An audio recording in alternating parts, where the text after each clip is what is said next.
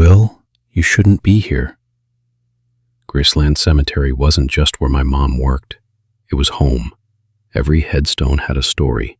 Every tree hid secrets older than anyone alive. But lately, something felt wrong.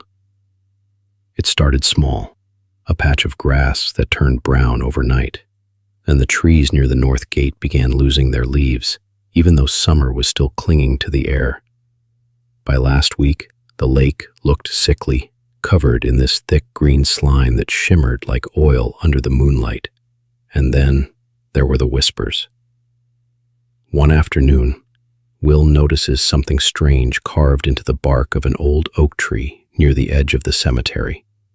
It's a crude symbol resembling a spiral with jagged edges, surrounded by scratches that look like claw marks.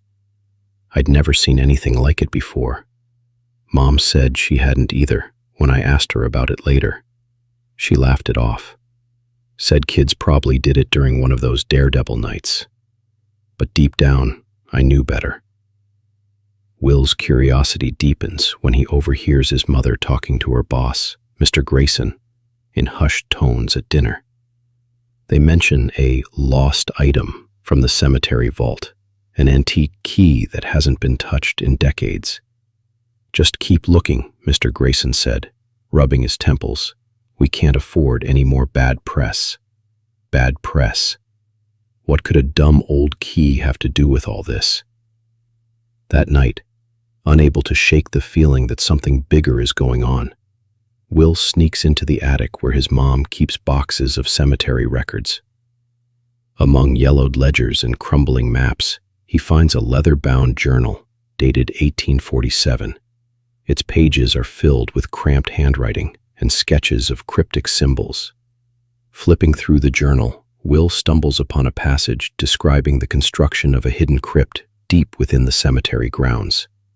According to the text, the crypt was built to contain a dangerous spirit known only as the Warden. The final entry reads, "The key must remain in its place.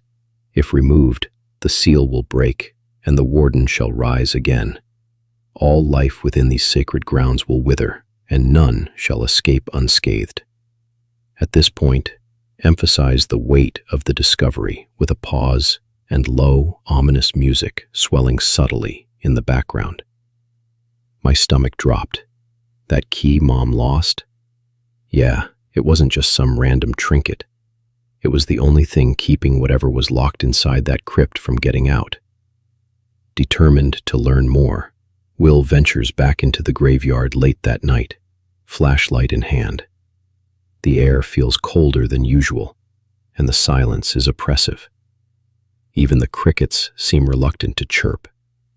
As he approaches the area where he saw the strange carving earlier, his flashlight flickers. He taps it nervously, muttering, "Come on, don't die now." When the light steadies, "Hello!" I called out, trying to sound braver than I felt. No answer, just the wind picking up, carrying with it the scent of damp earth and decay. Suddenly, the flashlight dies completely. Darkness envelops him. Panic sets in as he hears footsteps crunching on gravel behind him. Closer, closer. He spins around, heart pounding, but no one's there. Instead, he spots something glinting on the ground nearby. Kneeling down, he picks up a single black feather, oily and unnaturally heavy. That's when I realized I wasn't alone anymore. Will, Stash, Michelle. I couldn't do this alone, not anymore. Whatever was happening in Graceland Cemetery wasn't just my problem. It was everyone's. If I didn't convince them to help me, we'd all be in danger. Will gathers his closest friends in their secret treehouse, a rickety structure hidden deep in the woods near the cemetery. It's late at night, and they're huddled around a single lantern, its flickering light casting long shadows across their faces. "You've got to be kidding," Stash said, leaning back against the wooden wall. He always acted tough, but I could see the edge of fear in his voice. "A ghost? Seriously?" Stash is skeptical, brushing off Will's warnings as overactive imagination. Michelle, quieter and more observant, chimes in cautiously. "But what about the lake and those weird flowers Mom found last week? They were wilting even though it rained every day." That's not normal, right? Henry, the most superstitious of the group, immediately jumps on board. Of course it's not normal. Didn't you hear the stories? This place has been cursed since forever. As Will explains the journal's contents and the missing key, the mood shifts. Doubt gives way to unease. The group listens intently, exchanging nervous glances. To prove his point, Will pulls out the black feather he found earlier. Its oily sheen catches the lantern light, making it look almost alive. Michelle recoils instinctively. "Where did you find this?" she asks, her voice barely above a whisper. "By the old oak," Will replies, "and trust me, it wasn't there yesterday." The next evening, the four friends sneak into the graveyard under cover of darkness. Armed with flashlights, notebooks, and makeshift weapons, a baseball bat for Stash, a pocket knife for Henry, they begin searching for clues. At first, everything seems quiet, too quiet. Then small, eerie details start to emerge. A crow perched atop a headstone lets out a piercing caw as they pass by. Footprints appear in freshly turned soil, though no one else is around. The air grows colder the deeper they venture into the cemetery. Suddenly, Michelle stops dead in her tracks. She points toward a nearby grave. On it, a cluster of wilting flowers has been arranged into the shape of a crude spiral, the same symbol Will saw carved into the oak tree. This wasn't here earlier," Michelle stammers, backing away slowly. "I swear it wasn't." Before anyone can respond, Henry notices something else, a trail of black feathers leading off into the woods. "Guys," he whispers, his voice trembling. "We need to follow these. Now." The group follows the trail of feathers deeper into the woods, their flashlights cutting through the oppressive darkness. The atmosphere grows heavier with each step. The whispers return, louder now, overlapping and indistinct. Then, one by one, they begin experiencing horrifying visions tied to their deepest fears. Stash freezes mid-step, clutching his chest. He sees himself drowning in the slime-covered lake, unable to scream as the green ooze fills his lungs. His friends shake him awake, only to realize he's drenched in sweat, despite the cold air. Michelle collapses to her knees, sobbing uncontrollably. She relives the moment her younger brother died years ago, a car accident she blames herself for. When Will tries to comfort her, she snaps, "Don't touch me, you don't understand." Henry becomes convinced. The others are possessed, muttering frantic prayers under his breath. He grabs a fallen branch, ready to attack until Will wrestles it away from him. Through it all, Will remains focused, though visibly shaken. He realizes these visions aren't random. They're warnings. "It's testing us," he says finally, his voice steady despite the chaos. "Trying to scare us off, but we can't leave, not yet." As the visions subside, the group discovers another clue. Etched into the bark of a massive tree is a map of sorts, pointing toward a specific location within the cemetery. Beneath it, a single word is carved in jagged letters. Crypt.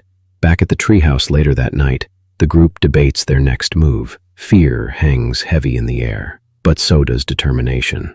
"We can't just walk away," Michelle says quietly, tracing the spiral symbol she copied into her notebook. "Whatever's doing this, it's getting stronger, and if we don't stop it..." Stash interrupts, his bravado masking his fear. "Fine, we go tomorrow night, but if we die, I'm blaming you, Will." Henry nods solemnly. "If it's really a spirit, maybe destroying the key will banish it for good, or..." He hesitates, "or it'll make things worse." Will takes a deep breath, staring at the black feather clutched in his hand. "Either way, we don't have a choice. Tomorrow night, we find the crypt." We thought we were ready. Armed with flashlights, makeshift weapons, and a map carved into a tree, we told ourselves we could face whatever was waiting for us in the crypt. We couldn't have been more wrong. Guided by the crude map, the group ventures deeper into the cemetery, far beyond the familiar graves and monuments. The terrain grows wilder, the trees gnarled and twisted, their branches clawing at the sky like skeletal fingers. The air is unnaturally cold, and the ground beneath their feet feels soft, as though it might swallow them whole. "This isn't right," Michelle whispered, her voice trembling. It's like the earth itself doesn't want us here. Finally, they reach a clearing dominated by a massive stone structure half buried in moss and vines. Its entrance is sealed with heavy iron doors covered in intricate carvings of hooded figures and chains. Above the threshold, Latin words are etched into the stone. "What is taken must be returned, or all shall perish." Henry translates haltingly, his voice shaking. "That's not ominous at all," Stash mutters, gripping his baseball bat tighter. As Will steps forward to examine the doors, the whispers return, louder now, overlapping and chaotic. They seem to emanate from the crypt itself, beckoning them closer. Will pushes open the rusted iron doors with great effort, revealing a dark passageway leading downward. The air inside is suffocatingly cold, carrying the stench of damp earth and decay. Their flashlights reveal crumbling stone walls lined with faded tapestries and broken mirrors. At the center of the room lies an empty pedestal, clearly meant to hold something important.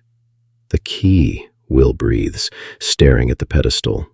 "This is where it belongs." Suddenly, the door slams shut behind them, plunging the group into near-total darkness. A deep, resonant laugh echoes through the chamber, sending shivers down their spines. A spectral figure materializes before them, a gaunt man cloaked in tattered robes, his face obscured by shadows.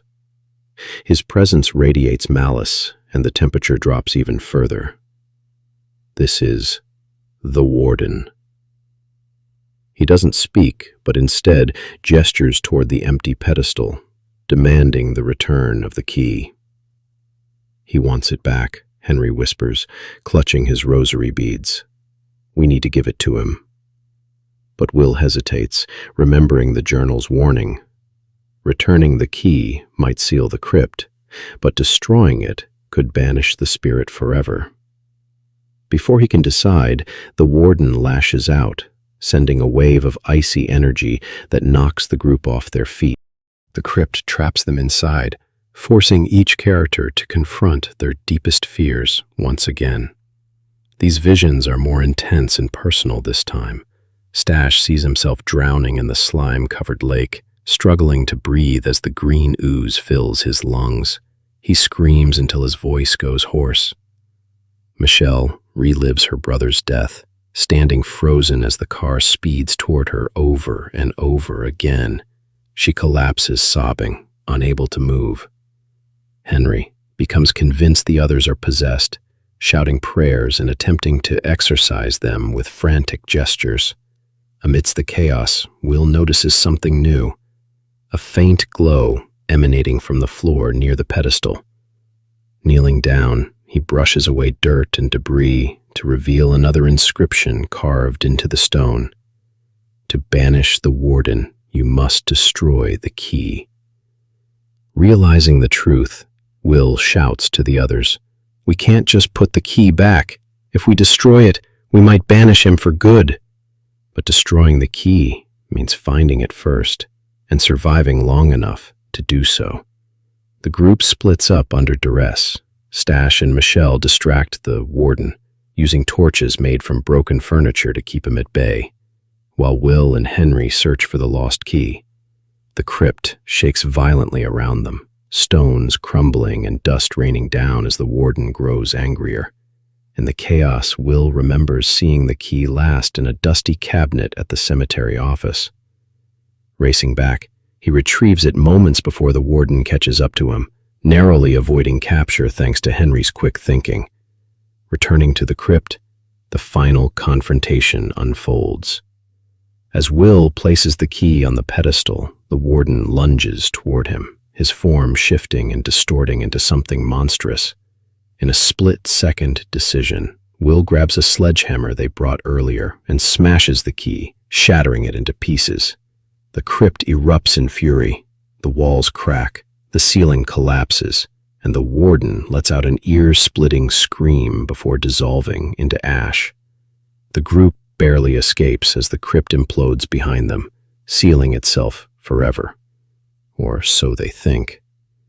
Emerging from the crypt, the group collapses onto the grass, gasping for air. Dawn breaks, painting the sky in hues of orange and pink. The graveyard looks normal again. The grass is green, the lake clear, and the oppressive atmosphere lifted. For a moment, relief washes over them. But then, Will notices something odd.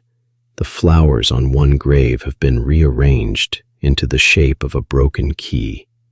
He freezes, staring at the symbol as faint whispers echo around him once more. "It's not over," he murmurs, clutching the black feather in his pocket. "Not yet. We thought destroying the key would save us. We thought it would end everything. But when you're standing face to face with death, nothing ever goes according to plan." With time running out and the warden growing stronger by the second, the group splits up. One team distracting the wraith, the other retrieving the lost key. Stash and Michelle take charge of keeping the warden occupied, using makeshift torches made from broken furniture and spilled lighter fluid. They shout taunts, waving the flames wildly to keep the spirit at bay.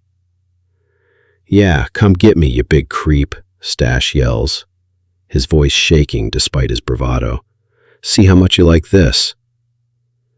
Meanwhile, Will and Henry race back to the cemetery office, where Will remembers seeing the key last.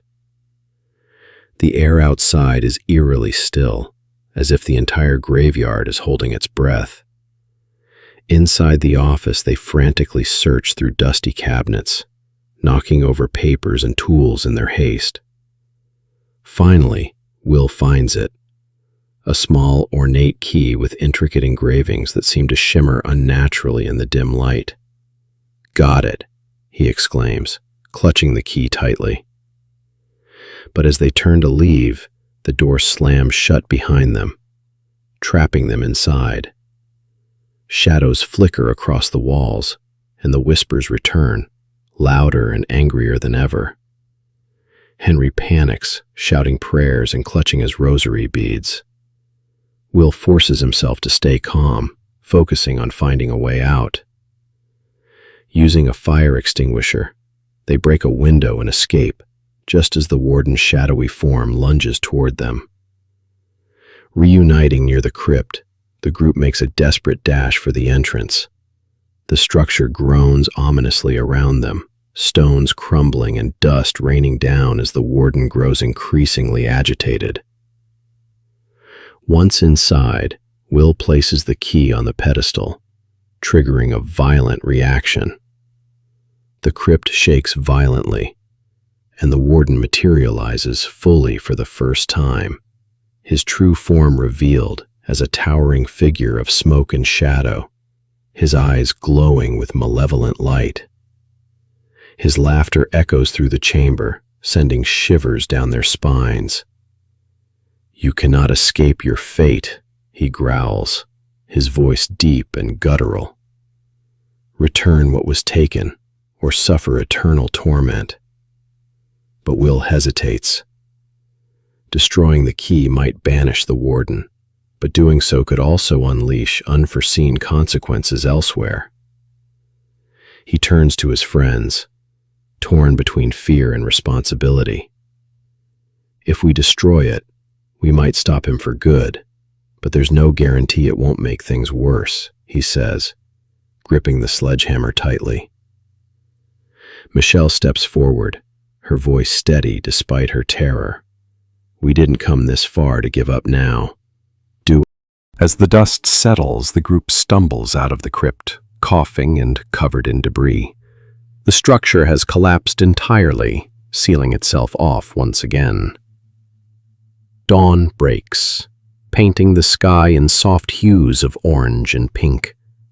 The graveyard looks peaceful, too peaceful. But not everyone escapes unscathed.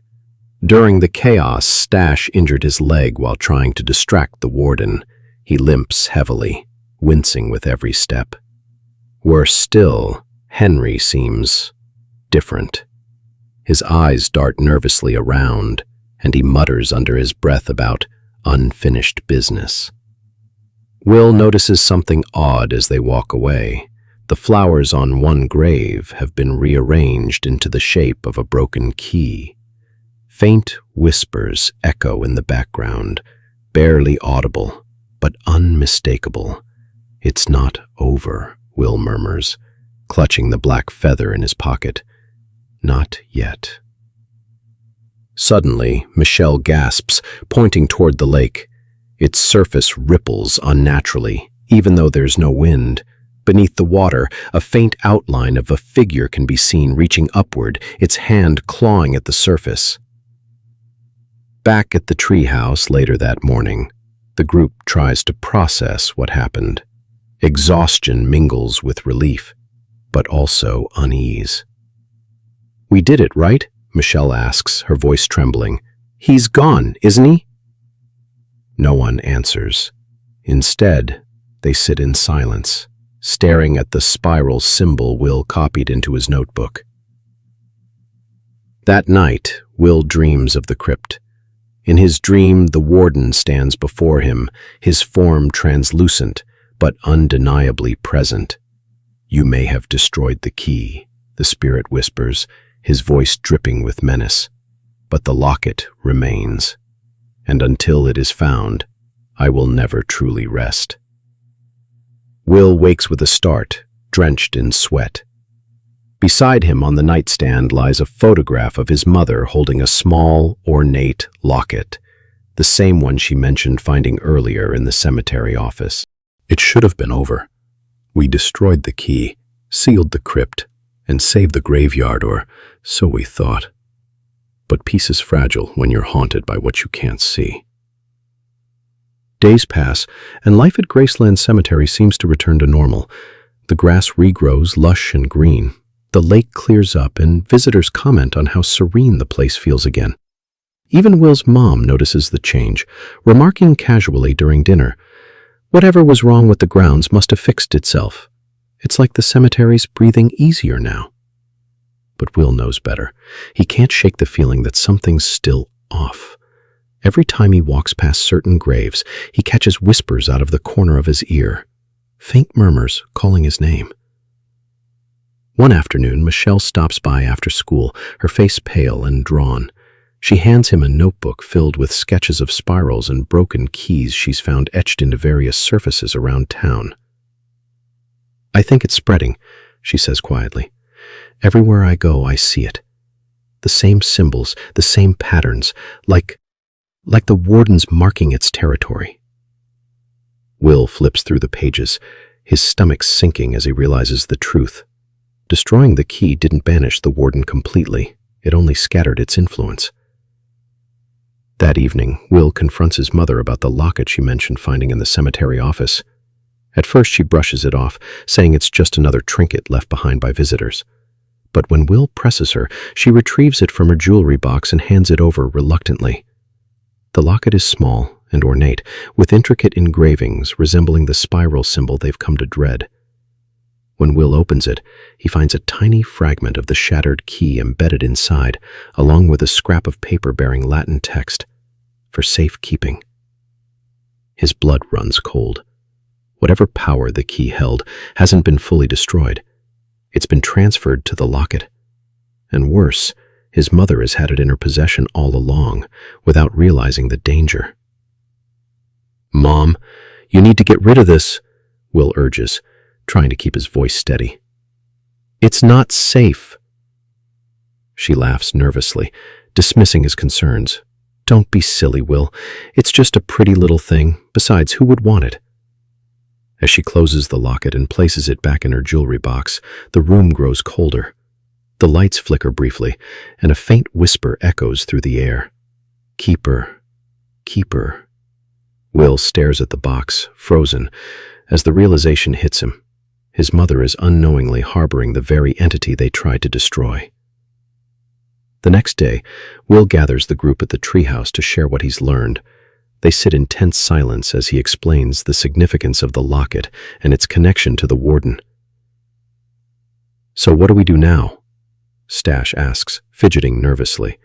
"We already risked our lives once. Are we supposed to go through that again?" Michelle shakes her head, her voice barely above a whisper. "Maybe it's not about us anymore.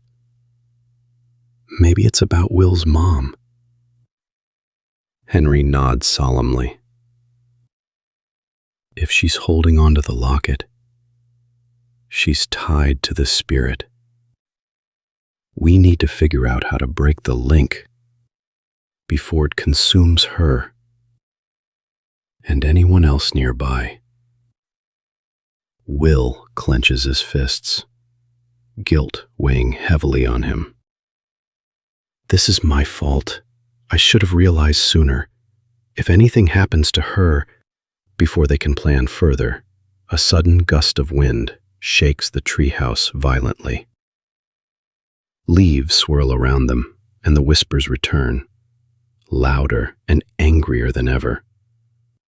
In the distance, the silhouette of a cloaked figure stands beneath the old oak tree, watching them silently. That night, Will lies awake in bed, staring at the ceiling. The house is quiet except for the faint ticking of the clock. Then he hears it, a soft creak outside his door, followed by footsteps moving toward his room. Heart pounding, he sits up and calls out hesitantly, "Mom? Is that you?" No answer. The doorknob turns slowly and the door creaks open. Standing in the doorway is his mother. But something's wrong. Her eyes are hollow, her skin unnaturally pale, and her lips curl into a twisted smile as she holds up the locket. "You shouldn't have meddled, Will," she says, her voice layered with an otherworldly echo. "Now you'll never escape." Will scrambles backward, reaching for the flashlight on his nightstand. As he clicks it on, the figure vanishes, leaving only the faint scent of damp earth and decay behind. On the floor beside his bed lies a single black feather. The final line of narration comes softly, tinged with despair. "I thought we'd won. I thought we were free. But some doors, once opened, can never truly be closed."